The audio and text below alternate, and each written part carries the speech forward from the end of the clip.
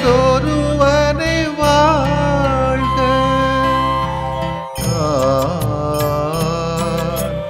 ஒளி பொருந்திய அழியாத ஆன்மா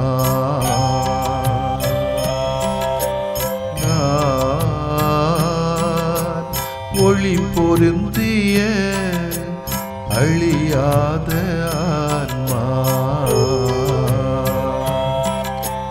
நீ என்னில் நான் உன்னில் ஈஸ்வரா நீ என்னில் நான் உன்னில் ஈஸ்வரா ஒளி பொருந்திய அழியாத ஆன்மா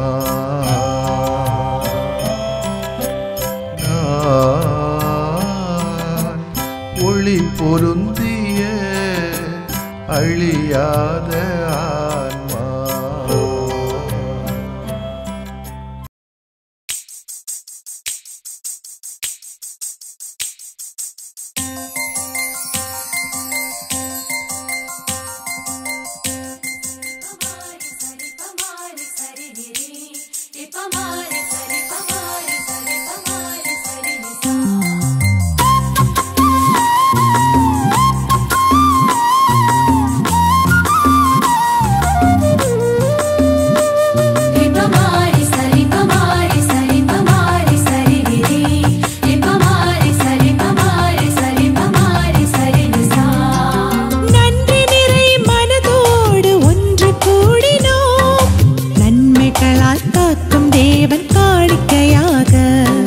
நன்றி நிறை மனதோடு ஒன்று கூடினோம் நன்மைகளால் காக்கும் தேவன் காணிக்கையாக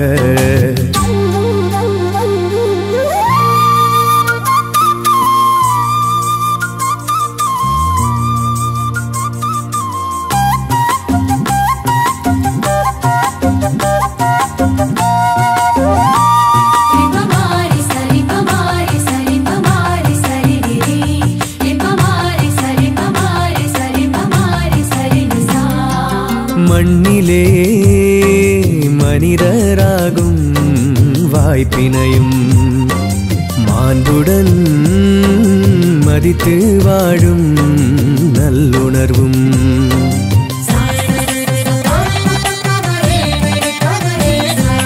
மனதிலே சுவாசமாக பாசத்தையும் மகிழ்வுடன் நிதமும் வாழ பண்பினையும் மாபரனே நீதானே கொடுத்தாய் கொடையாக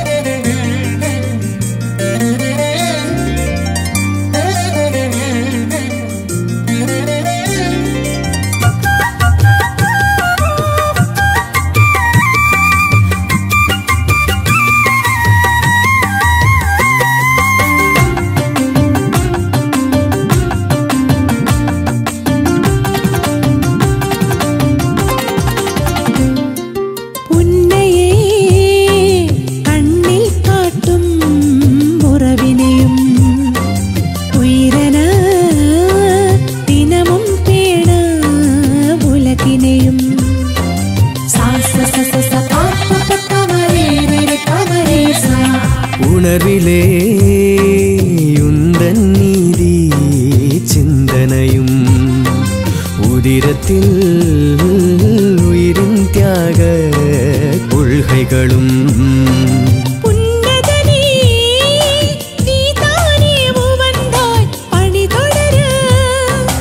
உலகெங்கும் சென்றன்பாலும் உடனே வென்றிடவே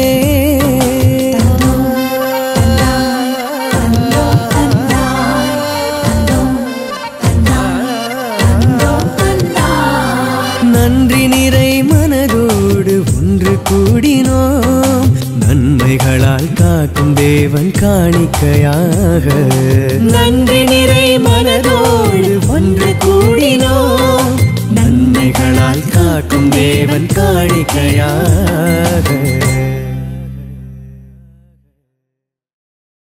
யோவான் எழுதிய நற்செய்தி அலகு 6 இறை சொற்றொடர்கள் 60 முதல் 69 முடிய.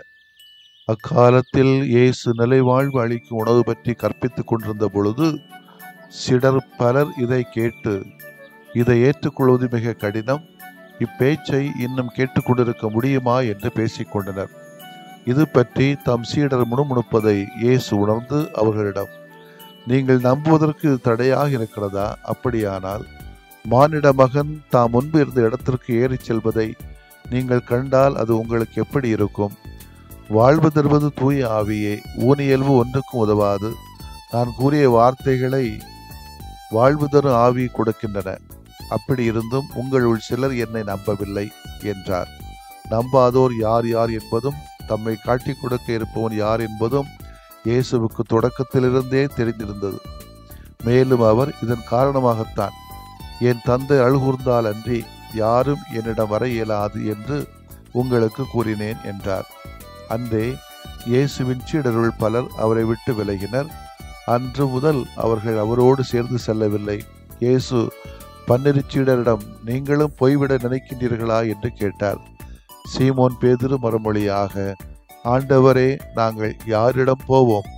நிலை வாழ்வு அளிக்கும் வார்த்தைகள் உம்மிடம்தானே உள்ளன. நீரே கடவுளுக்கு அர்ப்பணமானவர் என்பதை நாங்கள் அறிந்து கொண்டோம், இதை நம்புகிறோம் என்றார். ஆண்டவரின் அருள்வாக்கு.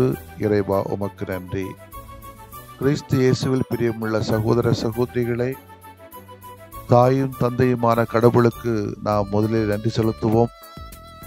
லட்சக்கணக்கான கத்தோலிக்க திரு அவைக்கு 267வது திருத்தந்தையாக 14ஆம் லியோ என்ற பெயரிலே வந்திருக்கக்கூடிய அமெரிக்க நாட்டை சார்ந்த ராபர்ட் பிரான்சிஸ் புரோவெஸ்ட் என்ற திருத்தந்தையை நாம் வாழ்த்துவோம். அவருடைய பணி சிறக்க நாம் இறைவேண்டல் செய்வோம்.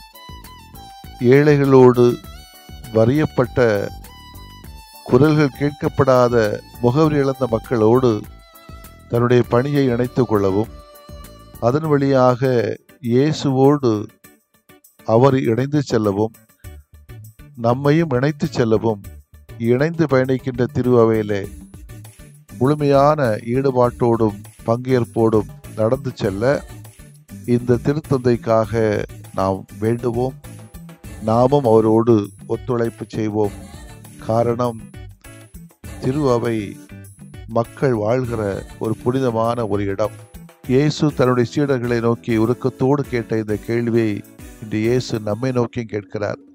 இன்றைய நாட்களில் பல்வேறு காரணங்களுக்காக இறைவனை விட்டு, ஆலய வழிபாடுகளை விட்டு, இறை மதிப்பீடுகளை விட்டு, பொது நலங்களை விட்டு பிரிந்து போகிற மனிதரின் எண்ணிக்கை ஏராளம் ஏராளம் ஏராளம். ஏன் எங்களை போல சாமியாரும் கூட நாங்கள் இயேசுடைய பணிக்காக வர்றோம்னு சொல்லிவிட்டு எத்தனை பேர் செய்யாமல் இருக்கிறாங்க பணிகளை.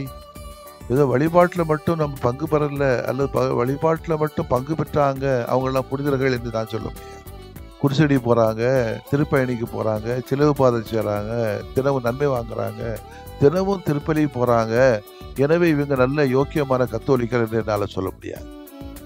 அஃப்கோர்ஸ் இளையோரின் எண்ணிக்கை கூட என்னை குறைஞ்சிக்கிட்டு தான் இருக்குது. அது வழிபாட்டில் மட்டுமல்ல, பக்த சபை, திருத்துது கழகங்களுடைய செயல்பாடுகளை மறைக்கொலியில் பார்க்குறோமே, வர வர குறைஞ்சிக்கிட்டு தான் போகுது. பூசை மட்டும் குறைவில்லை, எல்லா விஷயத்திலையும் குறைவாக தான் இருக்காங்க. அவங்களுடைய நோக்கமும் போக்கும் வேறையாக இருக்கிறது.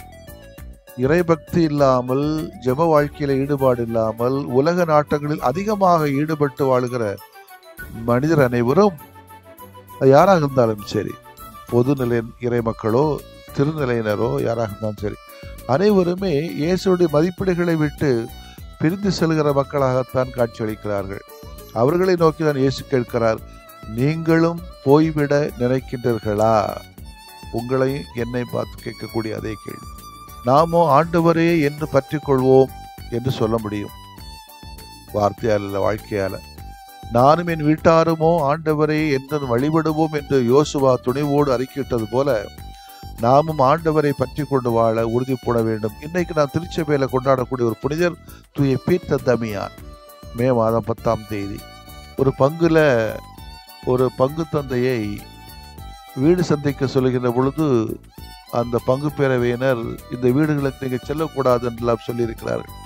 காரணம் என்னென்று கேட்டால் அங்கே தொழுநோயாளர்கள் இருக்கிறாங்க, அது தொற்று பிடிச்சிரும், நீ அங்கே போயிட்டு வேற வீடுகளுக்கு போனீங்கன்னா அவங்கள நாங்கள் ஒதுக்கி வச்சிருக்கிறோம் என்று சொன்னாங்க.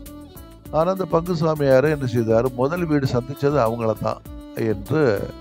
எதுக்கு சொல்கிறேன் அப்படின்னா, நம்முடைய இயேசுனுடைய மதிப்பீடுகளை நம்முடைய வாழ்வாக்குகின்ற பொழுது, அதே நம்முடைய பணியாக்குகின்ற பொழுது நாம் இந்த சவால்களை எல்லாம் எடுக்கவில்லை என்று சொன்னால், ஒரு கிறிஸ்தவனாகவோ அல்லது கத்தோலிக்கனாக இருப்பதிலே அல்லது சீடனாக இருப்பதிலே அர்த்தமில்லை என்பதுதான் என்னுடைய பார்வை. தூய பீட்டர் தமியான் தொழுநோயாளர் மக்கள் கூட்டத்திற்காகவே பணி செய்து அவர்களோடு வாழ்ந்து உடனிருந்து உதவி செய்து அந்த நோயை தானும் பெற்று இறந்து போனார் என்பதுதான் அவருடைய வரலாறு. தன்னுடைய 23வது வயதிலே எல்லாவற்றையும் தொடர்ந்து மொலாக்காய் என்னும் இடத்திலே வாழ்ந்து வந்த தொழுநோயாளர்களுக்காக தன்னுடைய வாழ்வினை அர்ப்பணித்தவர் தமியான். இத்தகைய ஒரு துணிச்சலான முடிவினை, அது வீட்டில் யாருமே சப்போர்ட் கிடையாது. அவருக்கு குடும்பத்திலிருந்தெல்லாம் பயங்கர எதிர்ப்பு, அவங்க நட்பு வட்டாரத்திலிருந்தெல்லாம் பயங்கர எதிர்ப்பு இருந்தாலும் அவர் தன்னுடைய கொள்கைகளை மிக உறுதியாக இருந்ததால் எந்த ஒரு எதிர்ப்பும் அவரை ஒன்றும் செய்ய முடியவில்லை. அவர் தொழிலாளர்களிடையே ஆற்றிய பணி மிகவும் அசாதாரணமானது. யாருமே அருகில் செல்வதற்கு யோசிக்கக்கூடிய தொழிலாளர்களை அவர்கள் அதிகமாக அன்பு செய்தார். அவருடைய உடலில் ஏற்பட்டிருந்த புண்களை துடைத்து மருந்து தடவினார்.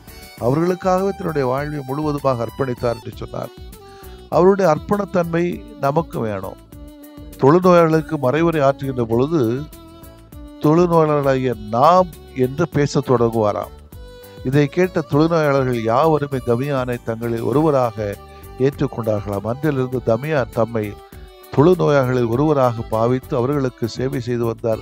அதனாலேயே தொழுநோயால் தாக்கப்பட்டு இறந்து போனார். பின்னாளில் அவர் புனிதராக உயர்த்தப்பட்டார். அன்புக்கினியவர்களே, நம்முடைய வாழ்க்கையிலும் நாம் சந்திக்கக்கூடிய நோயாளிகளிடத்திலே அக்கறை காட்ட வேண்டும். கரிசனையோட எந்த நோயாக இருந்தாலும் சரிதான். அவர்கள் மனிதர்கள், கிறிஸ்தவர்கள், கத்தோலிக்கர்கள், முஸ்லிம்கள், இந்துக்கள், நம்பிக்கையற்றவர்கள் என்பதையெல்லாம் கடந்து கடவுளின் சாயலாக பாவிக்கப்பட்ட ஒரு மகன் மகள் என்ற முறையிலே நோயாளிகளிடத்திலே கரிசனை காட்டுவோம், அக்கறை காட்டுவோம். அவரை போன்று நோயாளிகளிடத்திலே இந்த அன்பும் அக்கறையும் கொண்டு வளர்ப்போம். அதன் வழியாக யாவரும் இறையருள் நிறைவாக பெறுவோம். ஆமேன். மன்றாடுவோமாக. நிறைவின் ஊற்றான ஆண்டவரை போற்றுகிறோம். உலக இன்பங்கள், செல்வங்கள், பல்வேறு விதமான சோதனைகள், நோய்கள் இவற்றின் மத்தியிலும் நாங்கள் உம்மை விட்டு பிரிந்து விடாத அருளை எங்கள் யாவருக்கும் தாரும் ஆண்டவரே. ஆண்டவரே, நீர் விரும்பினால் எனது நோயை நீக்க உம்மால் முடியும். நான் விரும்புகிறேன், உமது நோய் நீங்குக.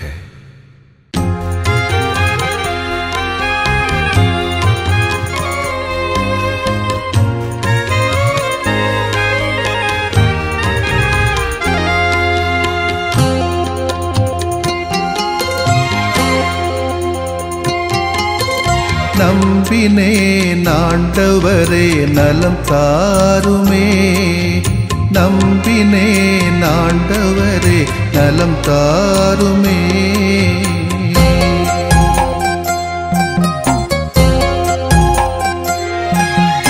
உடல் வலியின் வேதனையா உள்ளம் சோர்கிறேன், உம் கரங்கள் தொட்டாலே நலம் பெறுவேனே. உடல் வலியின் வேதனையால் உளம் சோர்கிறேன், உம் கரங்கள் தொட்டாலே நலம் பெறுவேனே.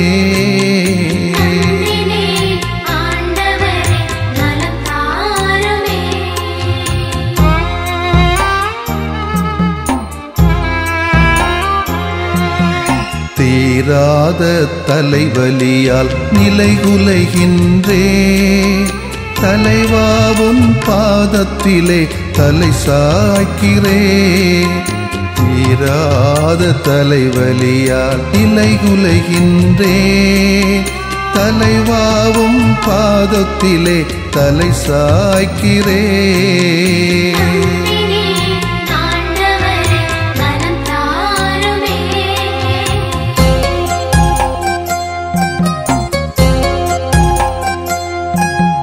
மூட்டுவலி முதுகுவலியால் வீழ்ந்து கிடக்கின்றேன். முகம் வாடி உமை நோக்க தூக்க வாருமே. மூட்டுவலி முதுகுவலியால் வீழ்ந்து கிடக்கின்றேன். முகம் வாடி உமை நோக்க தூக்க வாருமே.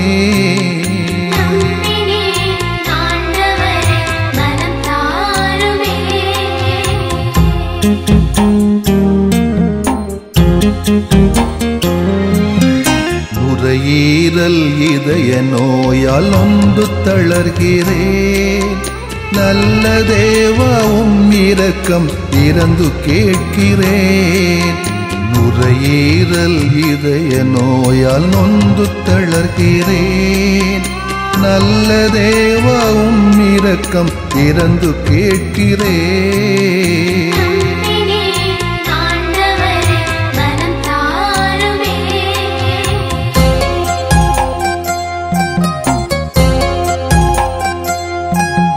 பார்வையும் செவித்திறனும் குறைய காண்கிறேன். பாசமான தெய்வமே என்னை பாருமே. பார்வையும் செவித்திறனும் குறைய காண்கிறேன். பாசமான தெய்வமே என்னை பாருமே.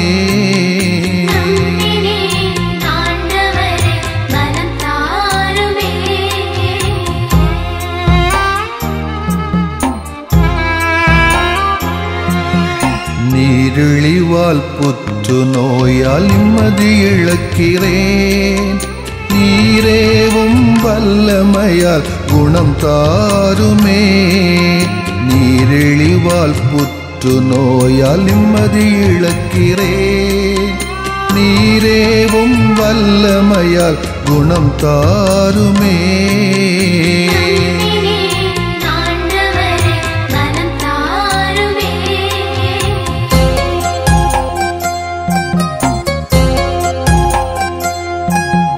வாட்டும் நோய்கள் அனைத்தும் பாதம் ஒப்படைக்கிறேன். வல்ல தேவா ஒரு வார்த்தை சொல்லி தேற்றுமே. வாட்டும் நோய்கள் அனைத்தும் பாதம் ஒப்படைக்கிறேன். வல்ல தேவா ஒரு வார்த்தை சொல்லி தேற்றுமே. நம்பினேன் ஆண்டவரே நலம் தாருமே.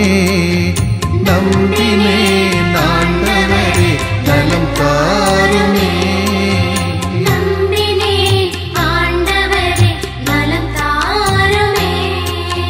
நம்பினேன் ஆண்டவரே நலம் தாருமே.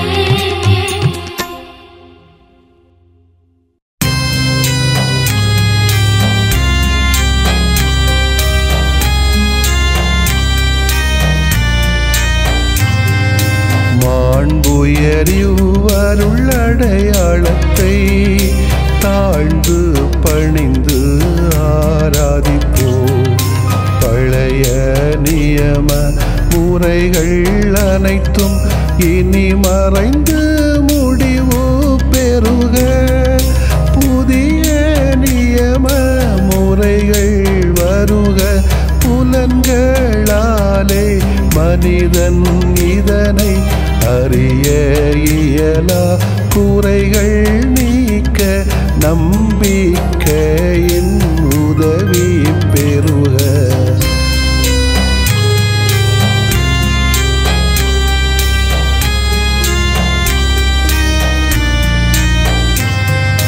தந்தை அவர்க்கும் மகன் அவர்க்கும் புகழ்ச்சியோடு வெற்றியாக்கும். மீட்பின் பெருமை மாட்சிமையோடு வலிமை வாழ்த்து யாவுமாக. இருவர்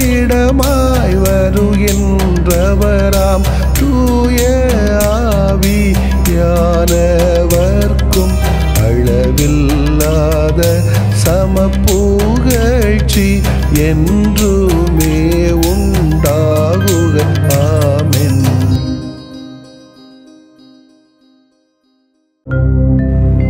வானின்று அவர்களுக்கு அப்பமளித்தீரே, இனிமையெல்லாம் தன்னகத்தில் கொண்ட அப்பம் இதுவே. மன்றாடுவோமாக. இறைவா, இந்த வியப்புக்குரிய அருள்வடையாளத்திலே உம்முடைய பாடுகளின் நினைவு எங்களுக்கு விட்டு சென்றீ. உம் திருவுடல் திருரத்தமாகியவற்றின் தூய மறைவருளை வணங்கும் நாங்கள் உமது மீட்பின் பயனை இடைவிடாமல் துய்த்து உணர்ந்து மகிழ அருள்வீராக. தந்தையாகிய இறைவனோடும் தூய ஆவியாரின் ஒன்றிப்பில் இறைவனா என்றென்றும் வாழ்ந்து ஆட்சி செய்கின்ற உம்மை மன்றாடுகிறோ.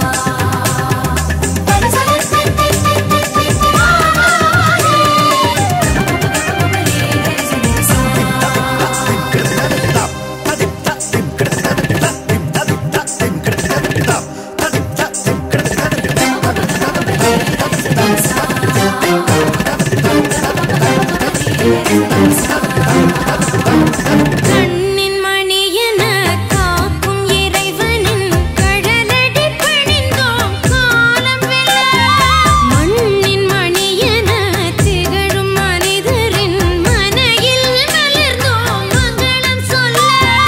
விண்ணின் விந்தையை விளக்கும் இயற்கையை வியந்தே தொழுதும் உன்னை நினைந்தே. விண்ணின் விந்தையை விளக்கும் இயற்கையை வியந்தே தொழுதும் உன்னை நினைந்தே. பண்ணின் பொருளாய் எங்கும் வாழ்வோர் பண்புகள் பயின்றோமே அறிந்து சிறப்போமே. இறையே மறையே வணக்கம் இறைவன் உறையும் எழில் உலகே. இயலிசை நாடக கலையே இச்சபை வந்தாரே வணக்கம். இறையே மறையே வணக்கம்.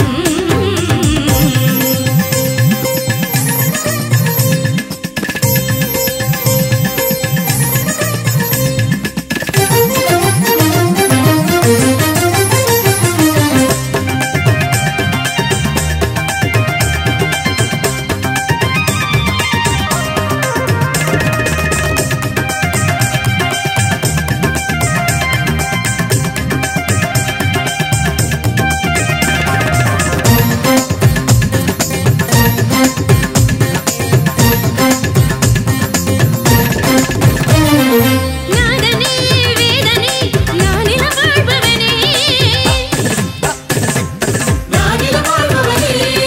நாளென பொழுதென தாயென ஆள்பவனே.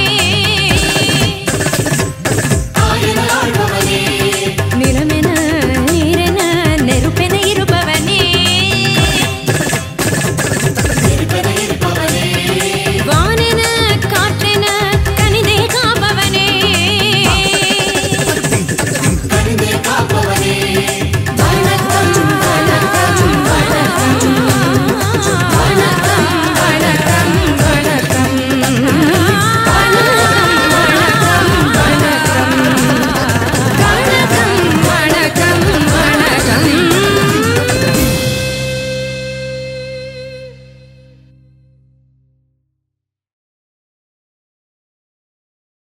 யான புகழுக்குரிய தூய இறை நன்மைக்கு எல்லா காலம் தொழுகையும் புகழும் போற்றியும் ஆட்சிமையும் உண்டாக கடவது. போற்றியும் ஆட்சிமையும் உண்டாக கடவது. தந்தை மகன் தூய ஆவியாரின் பெயராலே ஆமென்.